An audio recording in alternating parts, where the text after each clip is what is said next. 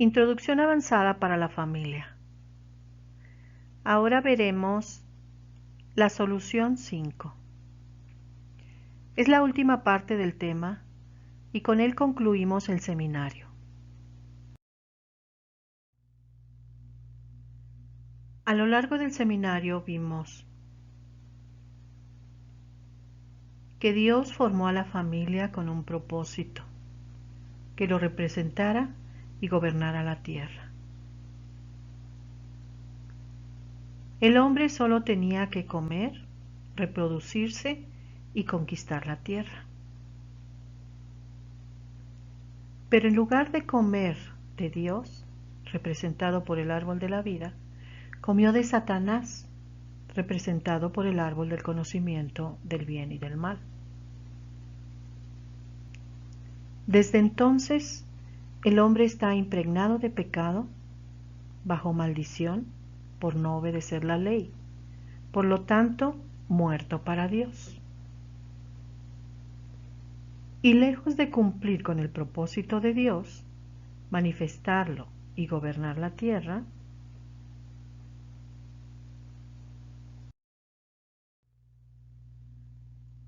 el hombre manifiesta enfermedad, pobreza, división en la familia, muerte, porque está muerto.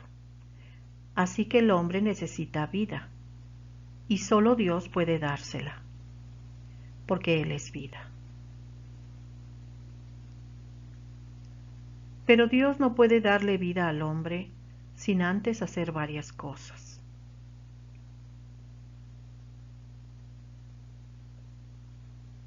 Quitar el pecado que hacía pecar al hombre. Redimirlo, pagar por él. Justificarlo, limpiarlo de sus pecados. Regenerarlo, darle un espíritu nuevo. Y reconciliarse con él.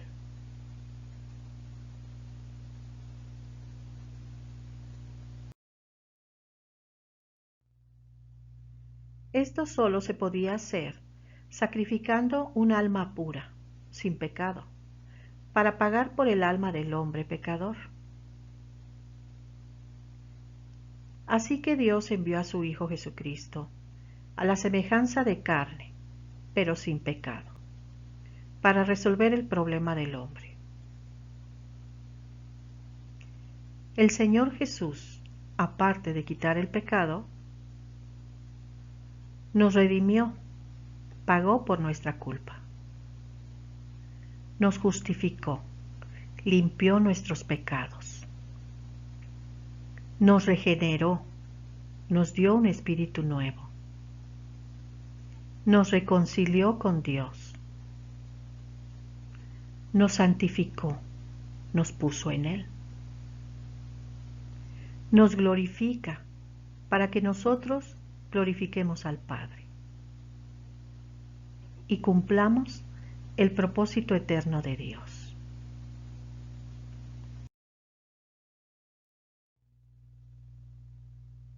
Para que podamos cumplir con el propósito de Dios, el Señor Jesús nos muestra con una analogía cómo permanecer en Él para manifestar sus frutos y así glorificar o manifestar a Dios. Veamos Juan 15, del 1 al 11.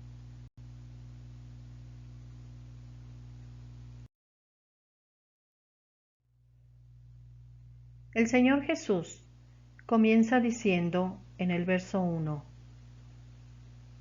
Yo soy la vid verdadera, y mi Padre es el labrador. El Padre, como el labrador, es la fuente, el autor, el que planea, el que planta, el que poda, el que limpia. Es todo lo necesario para que la vida esté en perfectas condiciones para dar buen fruto. El Padre, al cultivar al Hijo, se forja a sí mismo con todas sus riquezas en la vid. Y con el tiempo, la vid llega a expresar al Padre mediante sus frutos, que da por medio de los pámpanos.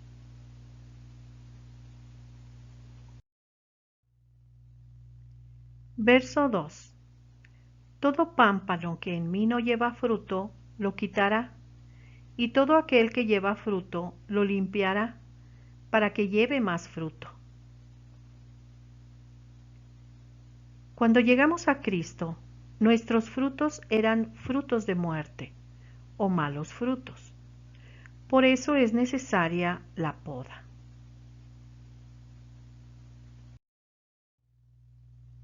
Verso 3. Ya vosotros estáis limpios por la palabra que os he hablado. La palabra viva de Dios, la cual es la verdad o la realidad, esto lo pueden ver en Juan 17:17, opera en los creyentes para separarlos de todo lo mundano. En esto consiste ser limpiados, podados o santificados. Ser santificados lo pueden ver en Efesios 5:26 y Primera de Tesalonicenses 5:23. Significa ser separados del mundo y de su usurpación, y apartados para Dios y su propósito. No solamente en cuanto a posición, como lo pueden ver en Mateo 23:17 y 19, sino también en cuanto a nuestro modo de ser, como lo dice Romanos 6:19 y 22.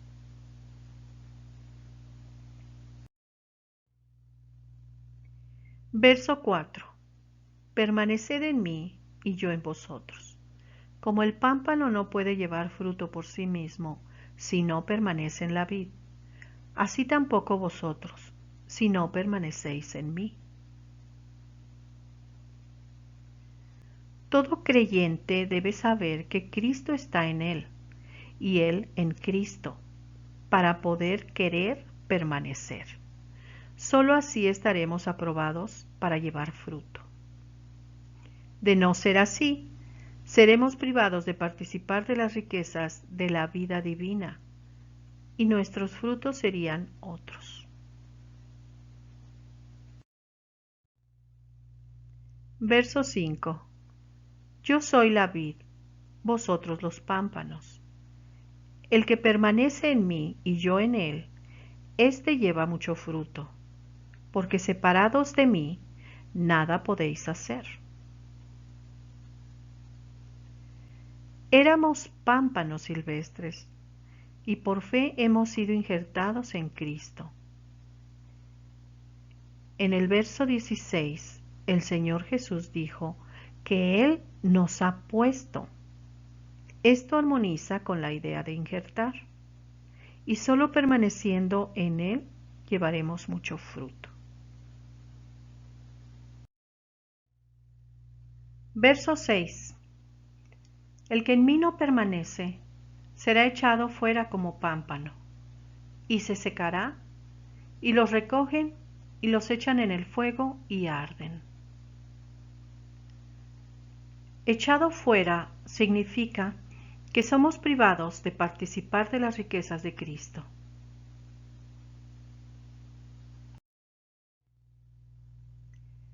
Verso 7.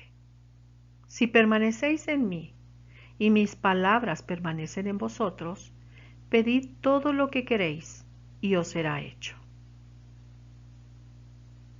Si permanecemos en el Señor Jesús, sus palabras permanecerán en nosotros, y al pedir nosotros en oración, es como si Él lo hiciera. Esta oración ciertamente será contestada y dará fruto. Verso 8. En esto es glorificado mi Padre, en que llevéis mucho fruto, y seáis así mis discípulos. Al llevar fruto o expresar fruto, en realidad estamos expresando la vida divina del Padre, y de este modo Él es glorificado. La vid y los pámpanos son un organismo que glorifica al Padre, expresando las riquezas de la vida divina. Verso 9. Como el Padre me ha amado, así también yo os he amado. Permaneced en mi amor. Verso 10. Si guardáis mis mandamientos, permaneceréis en mi amor, así como yo he guardado los mandamientos de mi Padre y permanezco en su amor. Cuando permanecemos en el Señor Jesús, Él nos comunica en nuestro interior las palabras específicas para el momento, la palabra rema. Estas palabras son sus mandamientos para nosotros. Al guardar sus mandamientos, demostramos que le amamos. De esta manera, permanecemos en su amor.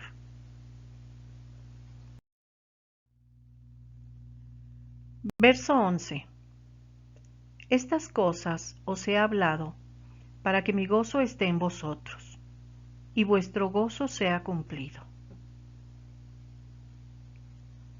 Ser pámpanos de la vid divina y llevar fruto para expresar esta vida son cosas en las que nos podemos deleitar, viviendo una vida de gozo.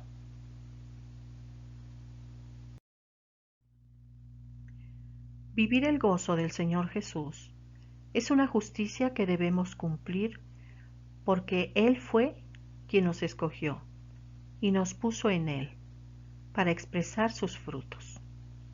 Así lo podemos ver en Juan 15:16.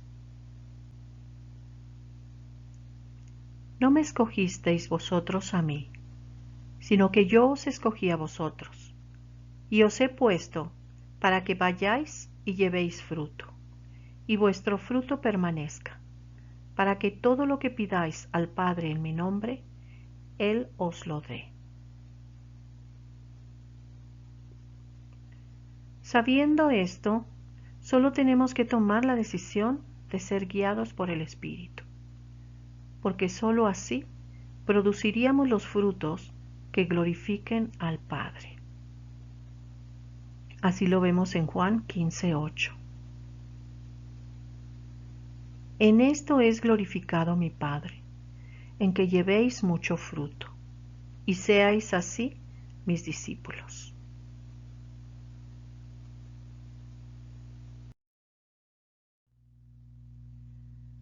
Dios ya hizo todo lo que tenía que hacer para que vivieras una vida abundante. Nos ha dado una vida nueva en Cristo para echar mano de ella y la familia cumpla con el propósito de Dios. Aunque actualmente los miembros de la familia se relacionan con sus emociones, afectos, ideas, conceptos y voluntad, con su vida natural.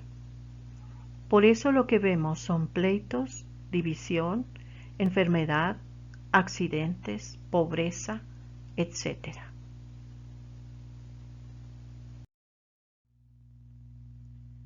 Por eso nos advierte que si hacemos uso de nuestros propios recursos o vida natural y no del Espíritu, nos independizamos de Él, perdiendo la comunicación con Él, por lo tanto, muertos para Él. Así lo dice Romanos 8:13. Porque si vivís conforme a la carne, moriréis, mas si por el Espíritu hacéis morir las obras de la carne, viviréis. Porque todos los que son guiados por el Espíritu de Dios, estos son hijos de Dios.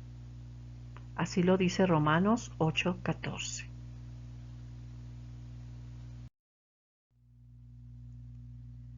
Estamos como al principio, cuando Dios le advirtió a Adán en el huerto. De todo árbol del huerto podrás comer libremente, mas del árbol del conocimiento del bien y del mal no comerás, porque el día en que comas de él, ciertamente morirás. Así lo vimos en Génesis 2, 16 y 17. Y no obedeció, por lo que el resultado fue la muerte.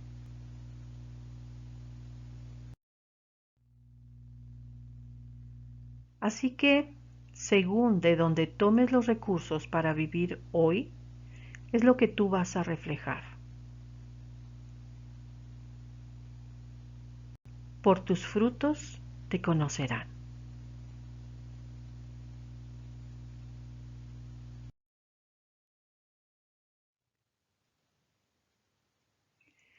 Amén.